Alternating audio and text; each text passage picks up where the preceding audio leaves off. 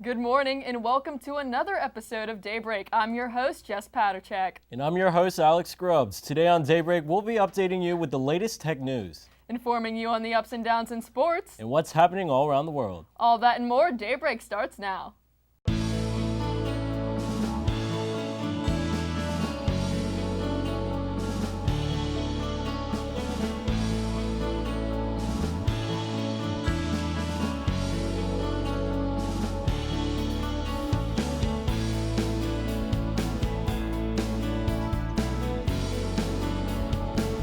Start your morning with us, only on Daybreak.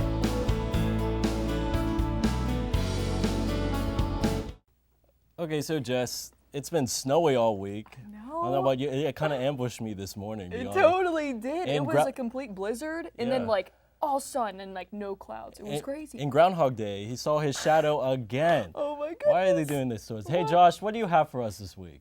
Alex, you say he saw his shadow again. It was the 103rd time in the 131-year history of Groundhog Day that Punxsutawney Phil saw his shadow. That's right, since 1887, he's done this a lot. He keeps saying that we're going to have 6 more weeks of winter. He does so again. And guys, with all the turmoil in the country, with so much divide, there is one thing we can surround ourselves around, and that is the inaccurate weather predictions of rodents. How accurate is he? 39% of the time he's correct, says Live Science. Well, he says 6 more weeks of winter. We have some winter moving on here. Later in the week, Monday, Tuesday, temperatures in the 40s. Wednesday, some rain showers coming in with a high of 51. Thursday, we could see some snow. Some of that wintry mixed stuff could get mixed in there on Thursday as well, high of 35. Moving into the weekend, some more precipitation possible with some showers likely on Saturday. So Punxsutawney Phil, he came to us from Germany, 1887. There are a ton of groundhogs that make predictions, but to the people in Punxsutawney, Phil is the only one that matters. Thanks, Josh. Let's see what's happening in the world of sports with Francesca Franzalio. Fran? Thanks, Jess. Houston is getting ready for this Sunday as the city hosts Super Bowl 51.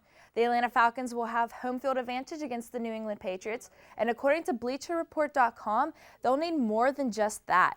Bleacher Report has the Patriots winning by a touchdown, but they also predicted last year that the Carolina Panthers were going to beat the Broncos. So we'll have to wait and see on Sunday if Brady can win his 5th ring or if the Falcons will mark history with the franchise's first Super Bowl win. Super Bowl 51 starts this Sunday at 6:30 p.m. on Fox. On February 1st, high school players from across the country commit to play football at their dream university.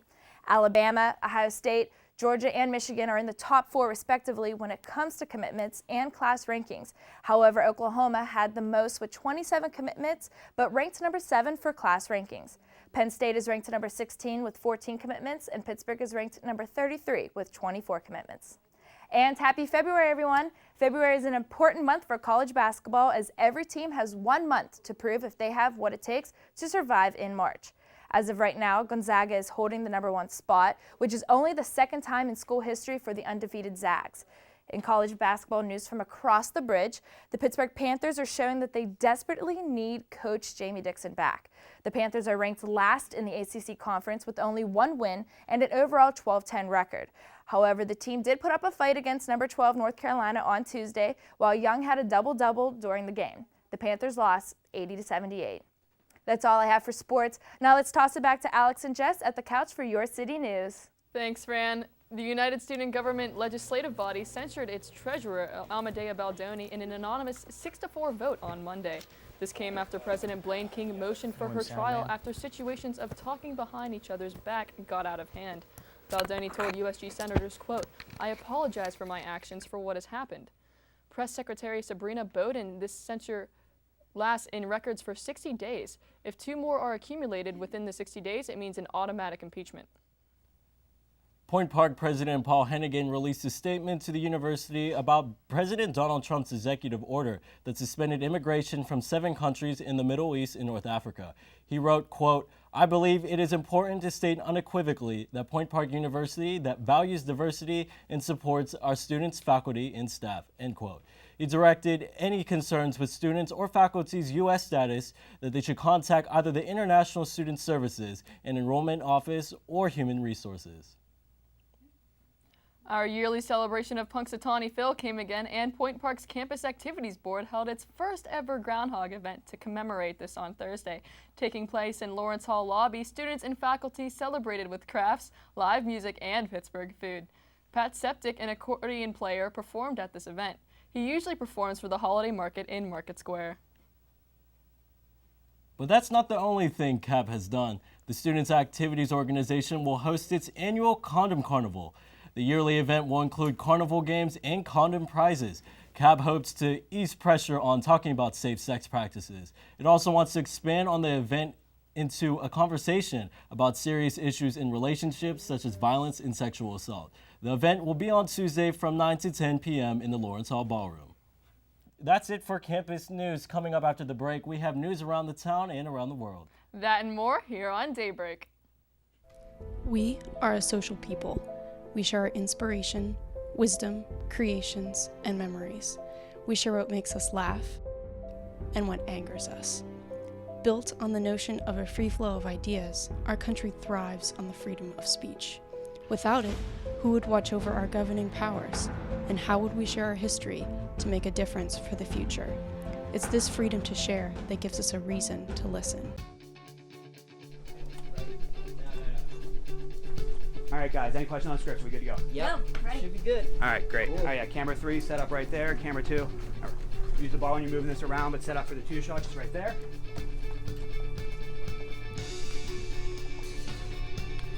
Weather, how we doing? It gon' rain. Perfect.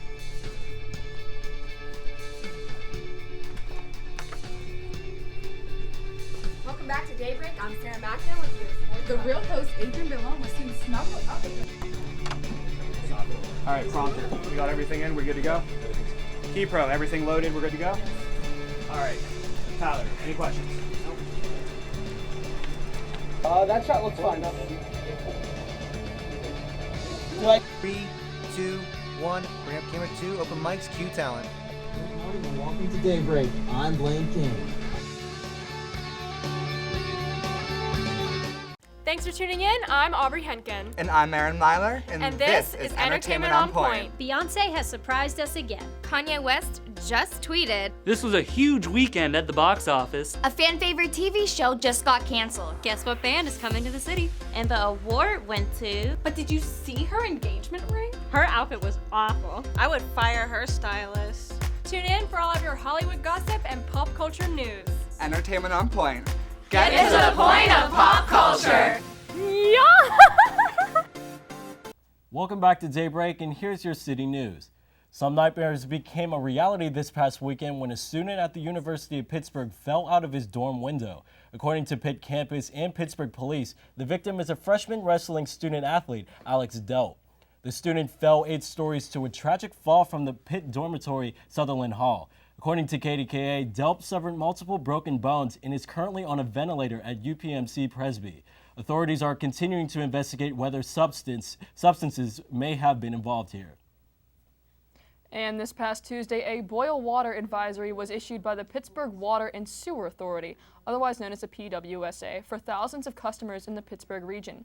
According to the Pittsburgh Post-Gazette, this advisory affected over 100,000 residents in the Pittsburgh region. This advisory included a detailed map of the impacted areas between Pittsburgh and Wilkinsburg. This issue warned residents to boil any tap water due to possible Giardia contamination. Giardia is said to be a microscopic parasite that, when ingested, can cause cramps, infection, and diarrhea. No illnesses have been reported since the advisory was made public. The advisory has since been lifted. Protect and preserve. This is not the case for former Pittsburgh Sheriff Sergeant Curtis Souter. One day following a court appearance on domestic violence charges led Souter being terminated from the Pittsburgh police force. Authorities say Souter body slammed his own wife in their home outside of Bridgeville. Souter is currently being charged with simple and aggravated assault, along with reckless endangerment of another person. A plea deal was attempted by Pittsburgh defense attorney Blaine Jones. According to KDKA, the sheriff's office has refused to comment further on the case. And on a lighter note, Carnegie Mellon University is once again making Pittsburgh natives proud. CMU professor Thomas Sandholm, along with CMU grad Noam Brown, created a computer named Libretis to take on world-renowned poker players at Pittsburgh's very own Rivers Casino. According to the Post-Gazette, 4 professional poker players played over 120,000 hands of poker against this supercomputer. At the end of the day, the players lost virtually $1.7 million in imaginary money. It is said that the capabilities of this supercomputer will continually be applied to safety concerns surrounding us in the not-too-distant future. Now to take a look at what is going on across the country, let's go over to Royce Jones at the Daybreak News Desk. Thanks, Jess.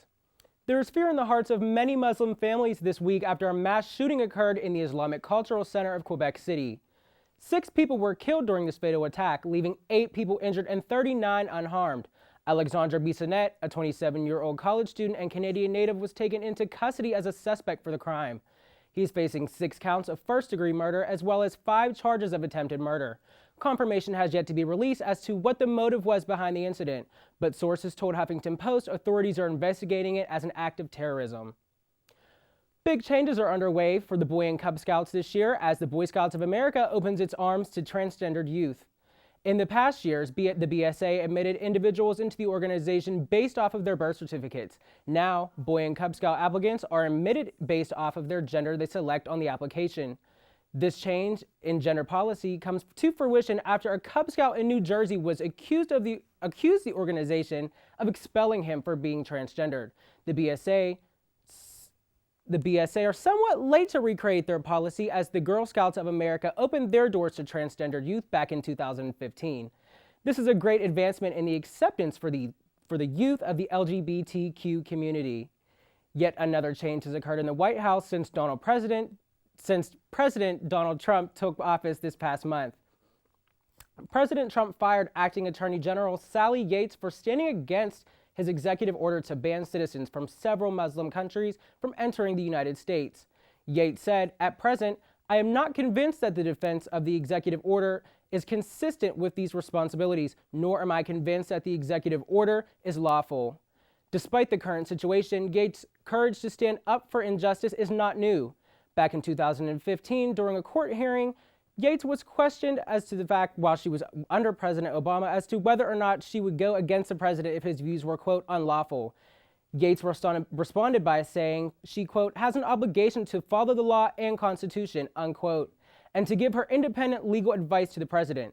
The White House stands firm against the former Attorney General, releasing statements saying that they, quote, betrayed the Department of Justice and calling her, quote, weak on illegal immigration. There's everything you need to know. Now let's go back to the 2 stars over at the couch, Alex and Jess. Thanks, Royce. After the break, we'll be diving right into a new segment here on Daybreak. That's right, Alex. Stay tuned to see what it is, only here on Daybreak.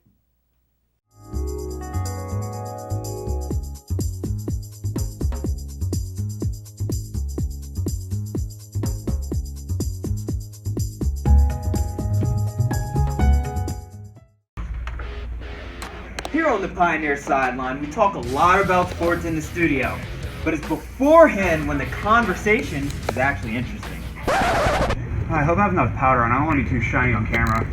No, Trevor, I think it looks good. Every week you pull it off. Ah, thanks, Phil. Man, your hair looks great tonight, by the way. You sure? Yeah, I mean, I got a new haircut, but it looks alright. Perfect. Hey, guys. Does this make me look fat? No, you look great. You look good. Yeah, Kyle. Thanks, I was really... Sports! Yeah!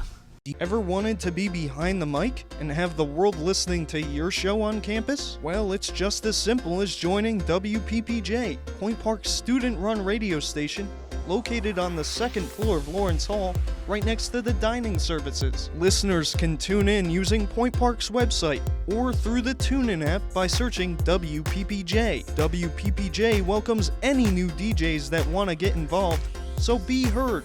Do you have what it takes? Well, no one showed up to the show tonight. Follow my lead. In 3, 2, take 2, open mics, cue talent. Good evening and welcome to UView News. I'm Josh Krupp. We begin with breaking news out of West Penn Hall. Ready, 3, take lower third. Traffic is backed up in the West Penn elevator line after elevator 1 broke down on the 7th floor. Lou's lower third. Maintenance advises students to take the stairs to avoid delays. Ready to take 2. In other news, no, you know what? I didn't sign up for this. We need crew. Join UView. Take alien hand transition.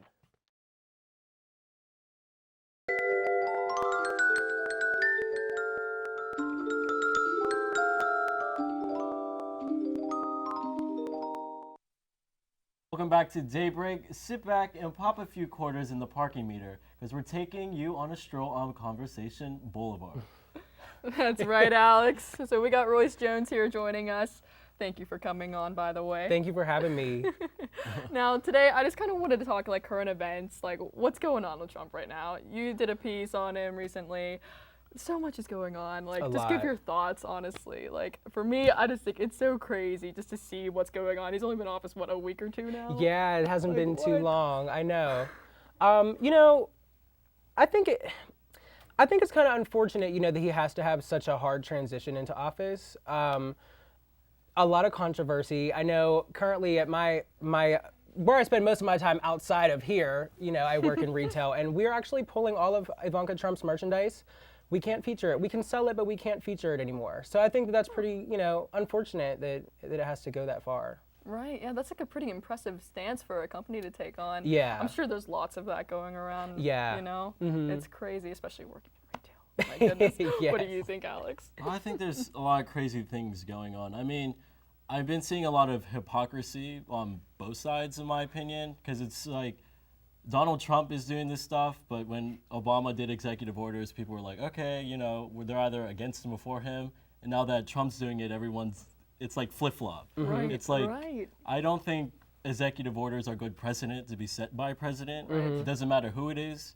So I feel that a lot of people need to look at it and be like, okay, which side am I on? And the thing is, at the same time, we do have to remember that U.S. courts can fight back on it, because that just happened with the travel ban for people who have visas here in the country. So if checks and balances are in place, I think we'd probably be in a good place. Mm-hmm. Absolutely, and I think that's one of the biggest points that's like gotten everyone so freaked out right now is the travel ban. You know, you see people protesting at the airports, and Paduta recently spoke at the Pittsburgh International Airport talking about that. I think it's so crazy, and you see all dramatic memes on Facebook. You know, it goes on and on and on. It's so crazy. But oh my goodness, and what? So he recently just fired, you were talking about, right? Yeah, Attorney General Sally Yates. She was actually under Obama's presidency, so her time was, you know, wrapping up, but she untimely was relieved of her position. And that's so that's basically because she wouldn't enforce the travel ban, right? For not enforcing the travel ban, yeah. I mean, overall, I'm sure, as most people do, viewed it as unethical. I know a lot of people who shared similar opinions. It's just really unfortunate because this is, you know, a country of freedom where people come to escape, you know, that they are being denied that opportunity to come here. So I definitely feel, I feel hard for the families and the people. I mean, I actually saw a couple things. I was reading, you know, people whose family members were out traveling and couldn't get back into the country, and it was unfortunate. Absolutely, absolutely. And even, Alex, I think you featured on Campus News, too, how they had to release a statement. President Hennigan had to release a statement. Yeah, President Hennigan did release a statement. What I thought was interesting, though, is that it specifically says for age over 40 for women.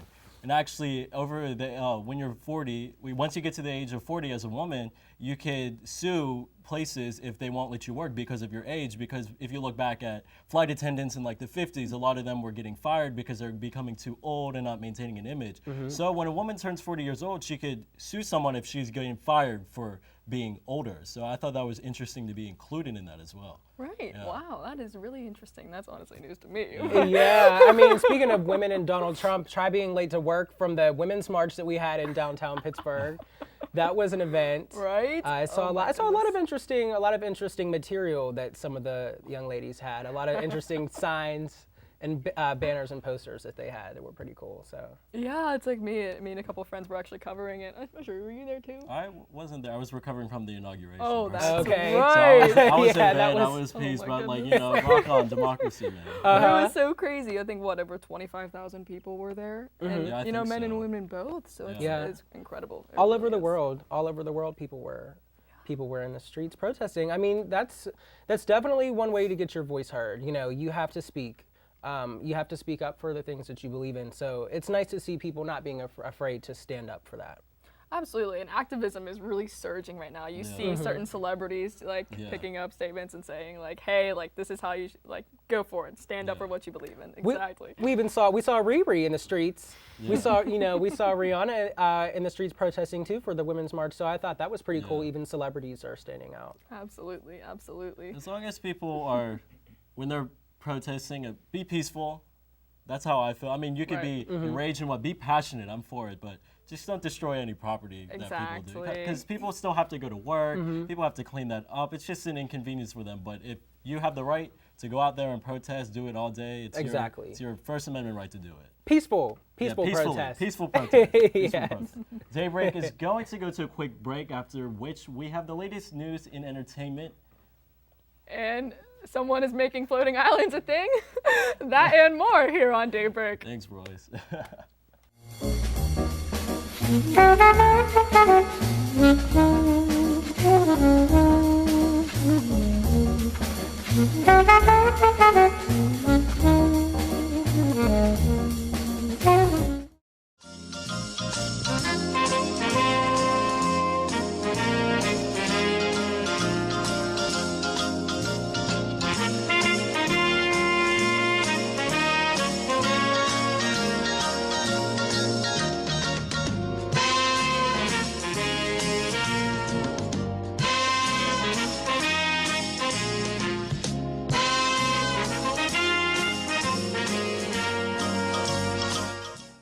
Did you know that Point Park has a cheerleading squad?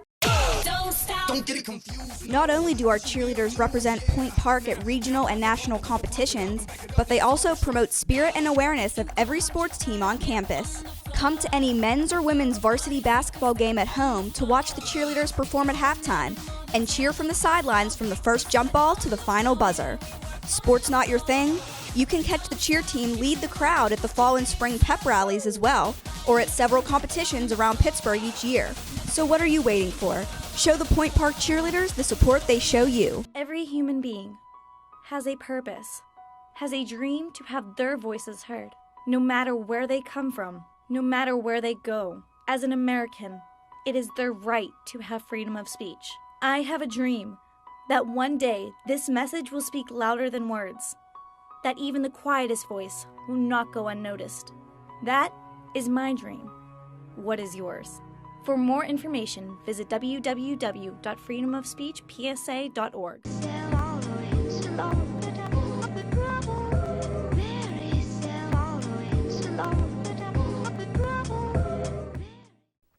Welcome back to Daybreak. I'm Josh Krupp with the latest news you need in tech. On Tuesday, Uber announced that it will partner with the German automaker company Daimler in order to build autonomous vehicles that will operate on Uber's transportation network.